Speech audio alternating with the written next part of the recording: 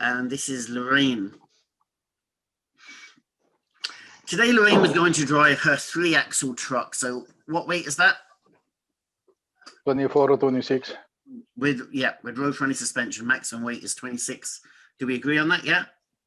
Yeah. Rigid truck. What's the maximum length of a rigid truck? 12 meters. 12. Fitted with a freezer full of containers of potato scone dough from Dublin to Barcelona. So it's a freezer, so it's going to need power. She's going to Barcelona. She's going to need to plug it in on the ferry.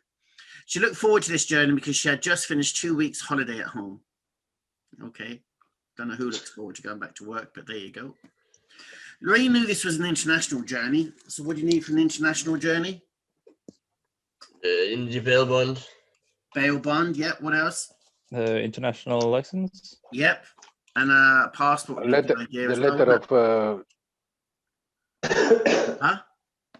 letter of attestation. Yeah, if you're a non-European member working within a European state, you'd also need a letter of attestation to say you're allowed to work within Europe. Lorraine knew this was an international journey, so she brought her previous tachograph charts. How many? 28 days. 28 days plus The current day. the day you're working. So she charts for the days she had worked. And you must return them charts to head office within how many days? 48. 42, yeah. So you must have 28 days plus the day you're working, but you can't have a chart that's more than 40 days old. She was also given a letter of attestation by her employer, so she's a non-European. She had all the vehicle documentation, including the correct operator's license. What's the correct operator's license? International. International. And what vehicle documentation does she need? what? It says she has all the correct vehicle documentation. So what is that? Well, the CVR and the CVRT, yep. Which stands for what? road tax and CVRT stands for what? Commercial road vehicle test. Yes, commercial vehicle roadworthiness test, yep. And tax and insurance and a true copy of the operator's license, at least, yeah? Yeah. A true copy is if you're an operator, you have an operator's license. For every vehicle you get what's called a true copy of the operator's license, not one you photocopied, but it's called a true copy of the operator's license, and you keep that on the vehicle as well as any manifest or shipping documents that she got for 4 years. Blah, blah, like vehicle documentation, including the correct operator's license that she got 4 years ago. So is that in date? Yeah. Yeah. Got a year left. So how long does an operator's license last? 5 years. 5 years. And a European insurance accident report form. While she was on holiday, her truck was serviced, so she did not check the vehicle before using it. That's Is that wrong. okay? No. No, it's totally inappropriate. Number one, she's working on the assumption that the vehicle was serviced, and even if it was, it's her responsibility. If there's a faulty light, you need to walk around once within 24 hours. I mean, if there's a faulty light or some sort of mistake with the vehicle, that is your responsibility. You can't say, oh, it was serviced, therefore I'm washing myself of that responsibility. Since mechanics should have checked it. She did check the freezer, though. It's very good of her. Because she had been caught before with a faulty freezer and all of the frozen goods had to be thrown away. That would be very, I'd reflect very badly on the company, and you could lose customers over that. Lorraine's customer was Sorcha Scones, a well-known distributor of frozen potato scone dough to local markets. Her journey was taking her to Bice's, a small bakery in Barcelona. The loading bay staff took special precautions while loading Lorraine's truck. Okay, I'm not sure what special precautions they might be. The potato dough was in containers stacked on wooden pallets and wrapped in sheeting. So it's in containers stacked on wooden pallets and wrapped in sheeting. I assume they mean shrink wrap, wouldn't you? It wouldn't just be loose and then covered with sheeting, because if they were, that'd be very inappropriate, wouldn't it? Yeah. I mean, what are the general rules when it comes to loading a vehicle? Tight to the bulkhead, evenly spread. Yeah. Overload each axle. Or don't overload the individual axles, or the GVW. Or the GVW, and no gaps, yeah? No gaps. And secured to the anchor points of the truck. Yeah. Yeah. Because if you have a 10-ton weight on the vehicle and you brake sharply, that weight's 10 ton works against itself. You still need to anchor it down securely. So loose boxes on a pallet just covered in sheeting doesn't sound very secure to me. So I'm guessing they meant shrink wrap and then sheeting maybe. Then they sort of, it says there, yeah. Then they strapped the containers to the pallets and secured the pallets to the truck for the anchor points, I'm hoping. The loaders parked the truck in the yard and joined it to the electrical connection to keep the freezer at the correct temperature. Okay. And that's the same when she's in the ferry. You should have to connect the electrics to the freezer to keep it going. Yeah, everyone understand that? Yeah. It's a freezer, it needs power. After collecting the truck from the yard, Lorraine drove to Dublin Port, boarded the ferry. How long do you have to board and unboard a ferry if you do a break? 1 hour. 1 hour. So if you do a break, you can interrupt that break to get on and off the ferry. You have 1 hour in total, half an hour on, half an hour off, and use the drive bunk and meal voucher. You can't stay in the truck. The ferry arrived in Holyhead, unless it's a short hop, but even then they wouldn't be staying in the truck. The ferry arrived in Holyhead. Lorraine knew she had no time to waste in getting to Dover to catch another ferry to Calais. Her truck was one of the first off the ferry. Okay, first on, first off, I'm guessing. She drove, I think I was meant to say through, we'll just put an R in there. She drove through the customs without delay and onto a clear road. Her journey to Dover began at 10:30 a.m. and took her along the A5 leading to the M6.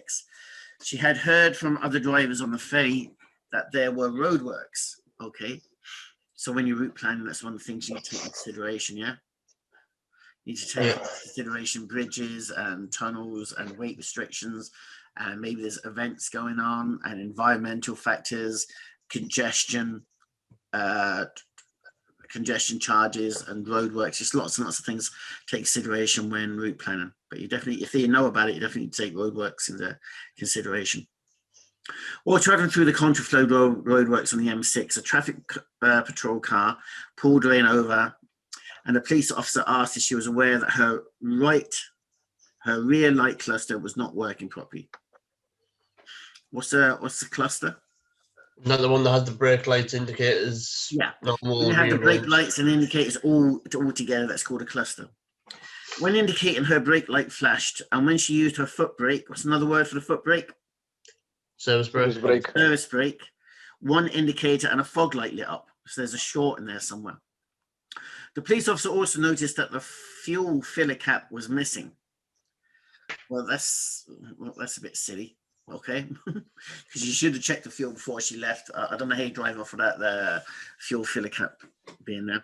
And the vehicle plate was not attached to the vehicle. Rather, the plate had been stored loosely in the passenger door pocket. So the police officer gave her vehicle probation notice to Lorraine. Okay, that's not very impressive, is it?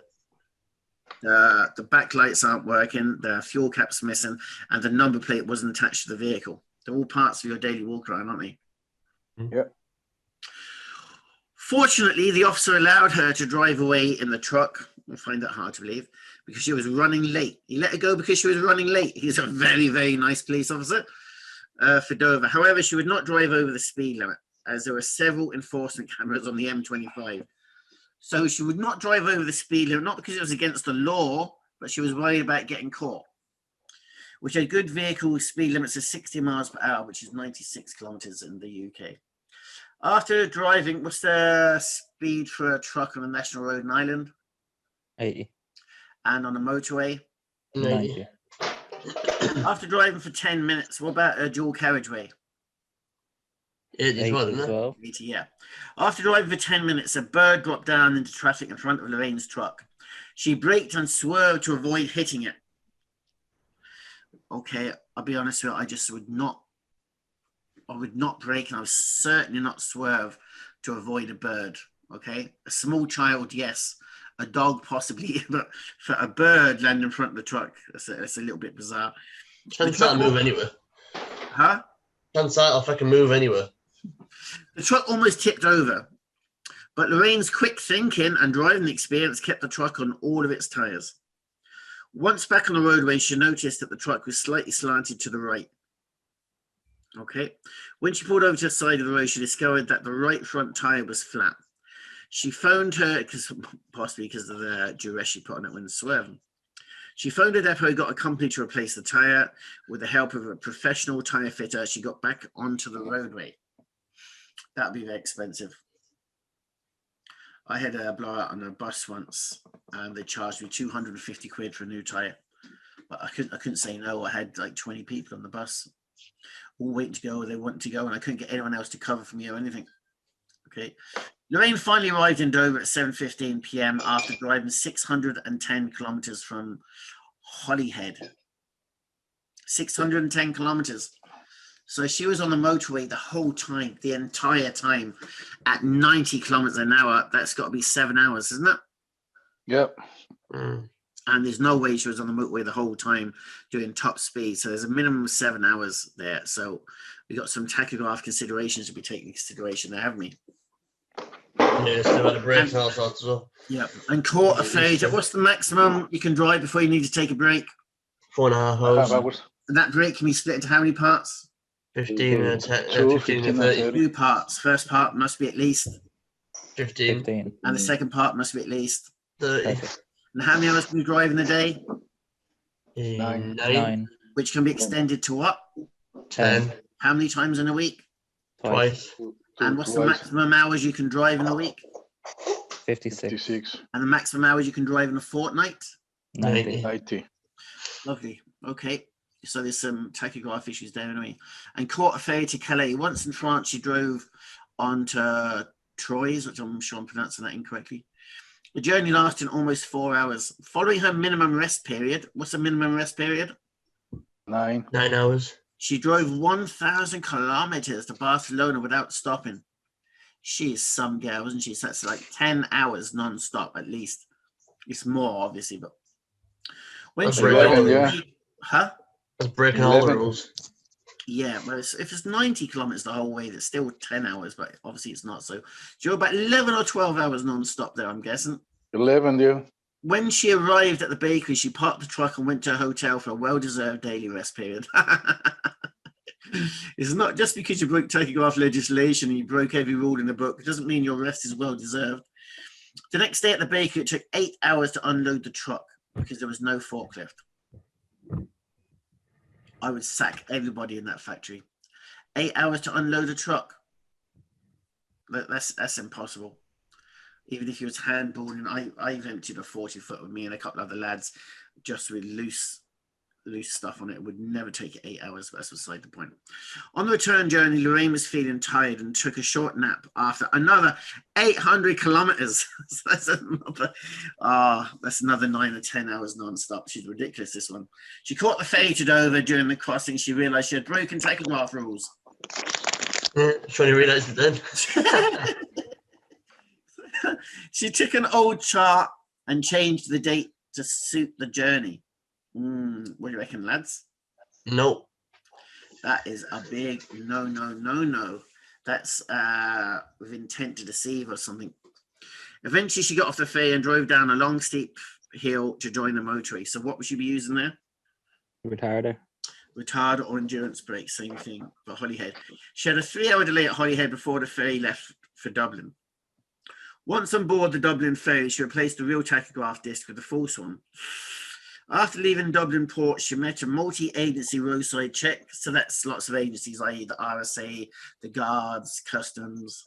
And what's the one that checks if you're working or not? The So the one where? RSA guards, No, the one that sees, from the unemployment office. They're the latest crowd to join the multi-agency roadside checks. And if they see you on the dole and they catch you on your way to work, you're screwed. What do you call it? makes sense. Yeah, I forget what you call that department, the DTSS or whatever it is. An RSA transport officer checked her tachograph chart and noticed it had been changed. It was a very stressful day for Lorraine.